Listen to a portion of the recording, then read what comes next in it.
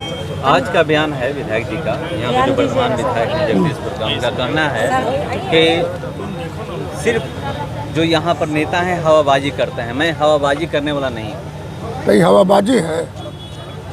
अरे आपके सामने ही लोग को मिला। अब आरजेडी के पास कुछ बोलने के लिए बचा है? खाली बैकवर्ड फॉरवर्ड, फल्ला को लड़ाइए, चिल्ला को लड़ाइए। ये हवाबाजी नहीं है। आज भी कई रोडों का सूची हमने डाला, मेरे अनुशंसा पर बनने जा रहा है। एक भी रोड नहीं छूटेगा। अभी 2 महीना समय है हम लोग सब स्वीकृत करने का। ये कौन काम करते हैं? हवाबाजी तो वो लोग हैं। इन तेजस्वी यादव का जो भाषण हो रहा है हवाबाजी न है। इसको लोग को रोजगार देंगे, बोले हमको लाइए 20 महीना में बदल देंगे। तो उनसे पूछिएगा तेजस्वी यादव के परिवार के लोगों से, वो कह रहे कि ये 15 साल एमएलए रहा,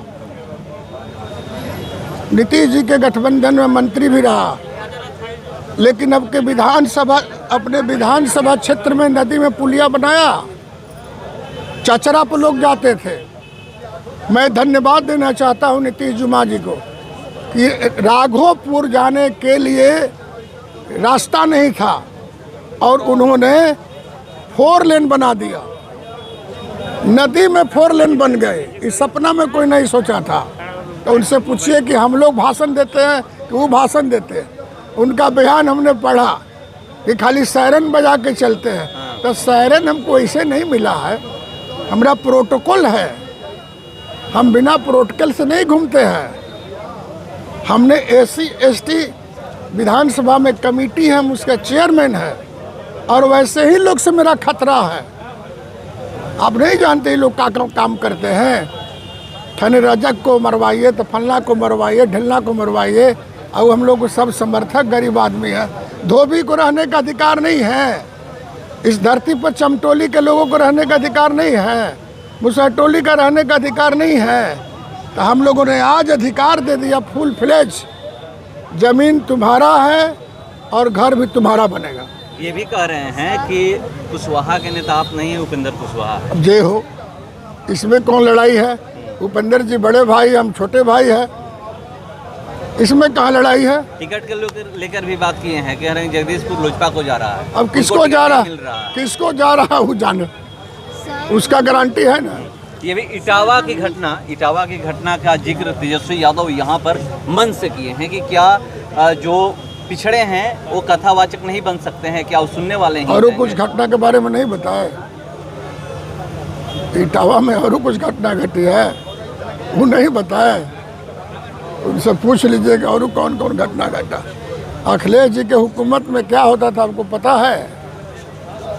अखिलेश जी के हुकूमत में दिन के उजाले में हत्याएं होती थी, सामान लूट लिए जाते थे, पिछड़ा दलित को बोलने का अधिकार नहीं था, एक छत्र राज था।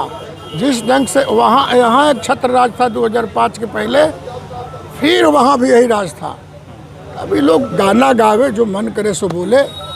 हमारा सिर्फ मिशन है काम करना, हम काम में विश्वास करते हैं।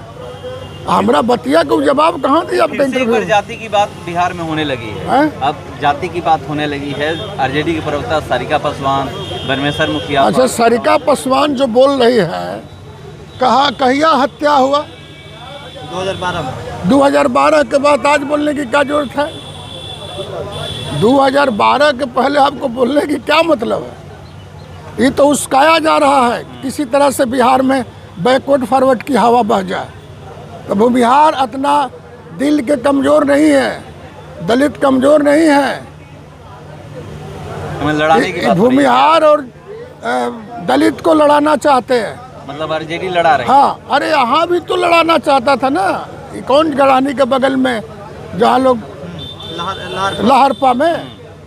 अब बताओ, कुशवाहा राजपूत में लड़ाई हो गई, नो राजपूत नो कुशवाहा। कुशवाहा की बारात आई थी, गुंडागर्दी के लोग कर रहा था।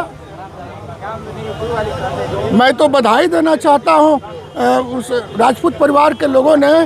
वो लोग नहीं रहते तो बेटी की शादी नहीं होती।